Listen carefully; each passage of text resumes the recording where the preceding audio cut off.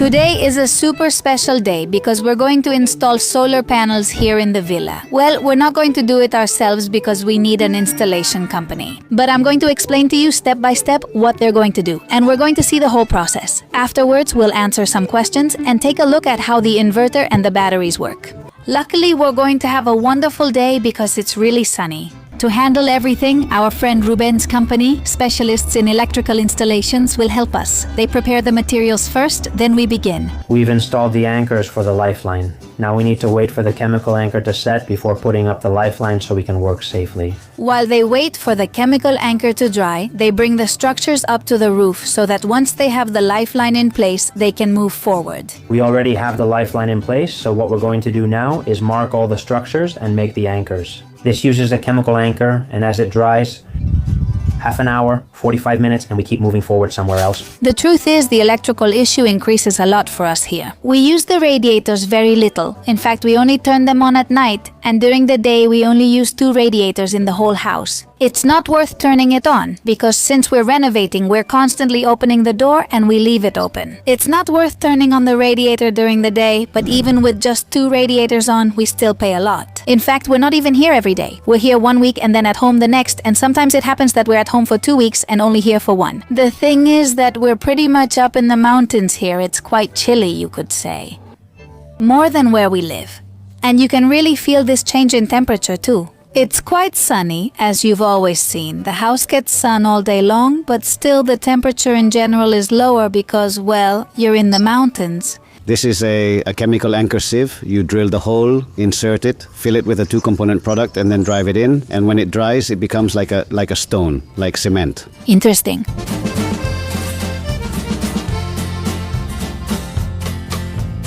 They're about to install the batteries and die inverter, so I'll take this chance to tell you more about them. Let's start with the 10 kilowatt hybrid inverter from Dai. It's perfect for saving energy, money, and having backup when the grid fails. What this inverter does is convert the solar energy from the panels into electricity for the house. We could consider it the brain of the installation. The fact that it's hybrid allows you to connect batteries and store the energy you don't use so you can use it when there's no sunlight. If it weren't hybrid, the energy generated would be fed directly into the grid cloud and sold for about half of what you pay for it. The key points of this inverter are the following. It works both on the grid and in off-grid mode. This is very important in case of power outages because, for example, if the power goes out on your street. The monitoring and control are advanced, both on the touch screen and on your phone, and that's a big plus. The advantage of this Dai inverter compared to others is that it makes it much easier to do the configurations right from the screen, which other devices don't have.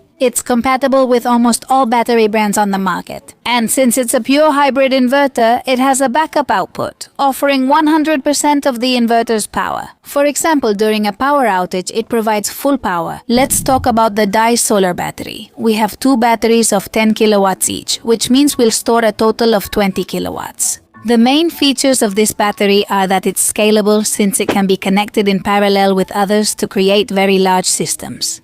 Like in our case, instead of just having 1, we've installed 2.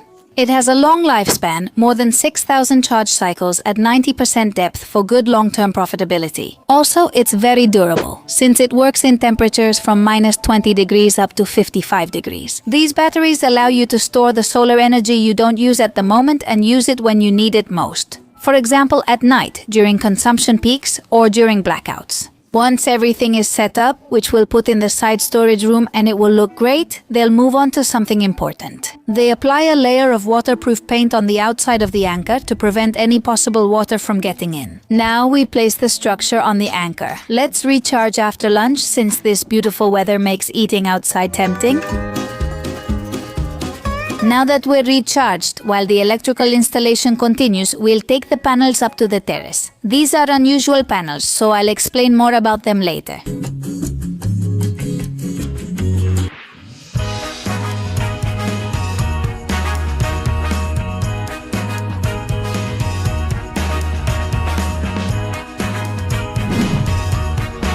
Today we're going to continue with the installation of the solar panels. While they're finishing up the electrical installation, we're going to start taking the solar panels up to the top. This way, we'll complete that step, since we need to take them all the way up, but we'll bring them up from the inside.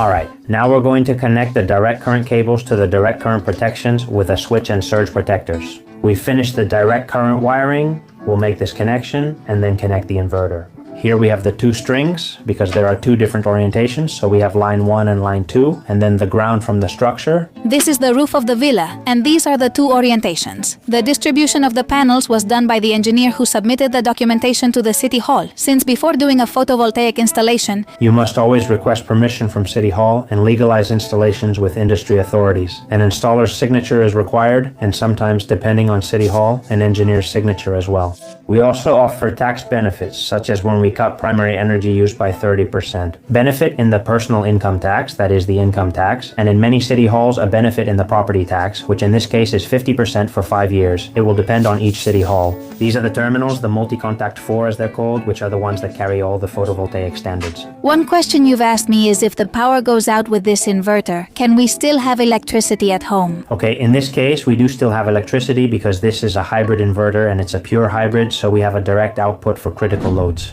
In the case of on-grid inverters connected directly to the grid, we would need an external backup, which not all inverters support, so they have to be hybrid inverters with a backup option, and in this case, a pure hybrid. So yes, we would have electricity. Well, we only have one panel left to install, and with this one, we'll have all of them up. Everything is going smoothly. The next step, once they have everything connected down below, they'll start installing the panels. They'll start plugging the panels together, first the installation and then the wiring between the panels. We're working with the battery cables. The positive goes to the first battery, the negative to the second, and we need to make a bridge between them.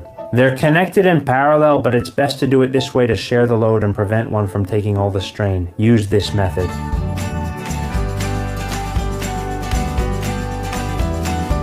Now we'll start with the installation of the panels. We have the whole structure ready, the wiring, everything, so we'll start putting up the panels. Over there we have the down pipe, and here we have the wiring. This framework lets the cable pass through. Here's one string, which we distribute to the inverter's maximum power trackers. We had to combine everything into one string, including the cable from the other string. And here we have the 2 rows of panels, oriented a bit more to the south.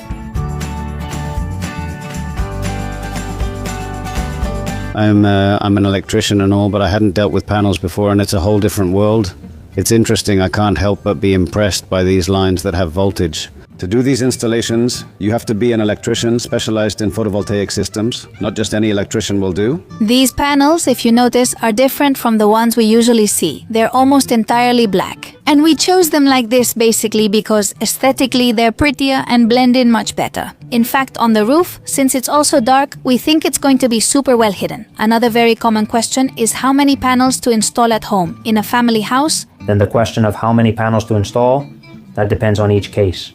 You really need to do a personalized study to see not only the amount of power being consumed, not just the energy we're consuming monthly, but also what our consumption habits are, whether that consumption happens during the day or at night. And adapting that to photovoltaics, it's also important to change our consumption habits a bit when we have a photovoltaic installation set up. Then the orientation is also important. We need to carefully check in each case if there are any shadows or if the house is facing south. And of course, the million-dollar question. If the weather is bad, do the panels still work? On a cloudy day, the panels might be working at about 10% of what would be normal. 10, 5, 8% depending on the day. They do work, but of course with low generation. Many believe solar panels work better in hotter summer weather, but the opposite is true. In spring and autumn, they work better because there's solar radiation and the temperature is lower, so we get higher power. More or less, an installation like this takes a couple or 3 days of work. Then the issue of the company compensating us for all the consumption, all the paperwork and so on, takes about 2 more months.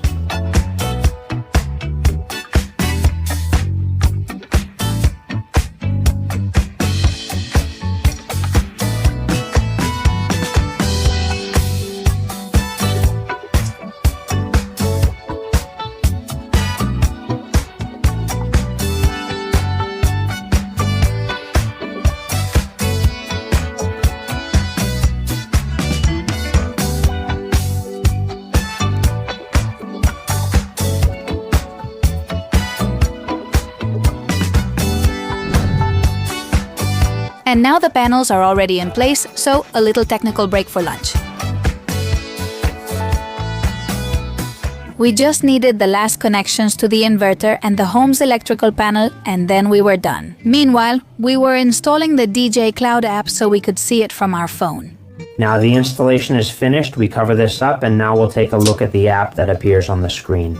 We are generating 1.74 kilowatts. We are sending 1.57 kilowatts to the grid, and in the house right now we are consuming nothing, 0.07 kilowatts. Batteries are at 100%, and this is the installation. Here we have the direct current protections, which come with a direct line from the panels to the direct current board, and then we have the alternating current protections. In this case, we have a differential and overvoltage protector to protect the equipment, and then we have a network switch, which means the backup output is always directly connected to the power grid. It would only switch when we lose power from the grid, and then here we have the output for the loads that go to the house. With the app already installed, we can easily link the inverter using the QR code and see from our phone what is being generated by the panels, which would be this right here. From what we're generating, we're consuming this in the house, and everything else would be sold to the power grid. As Ruben already mentioned, it takes about 2 months to complete the paperwork. On the other hand, these are the batteries. When the house's consumption exceeds what the solar panels are generating, the inverter would start drawing from the batteries, which are over here. And since we're heading back home today, I won't be able to analyze much more, so I'll make a second part. That way we can see how things have evolved in a few weeks. And what's the difference between before we had the panels and now that we have them? Above all, if you have any questions, doubts, or anything else, leave them in the comments, and that way, in that video, we can answer them too. I hope you enjoyed this video, and I'll see you very soon in upcoming videos. See you soon.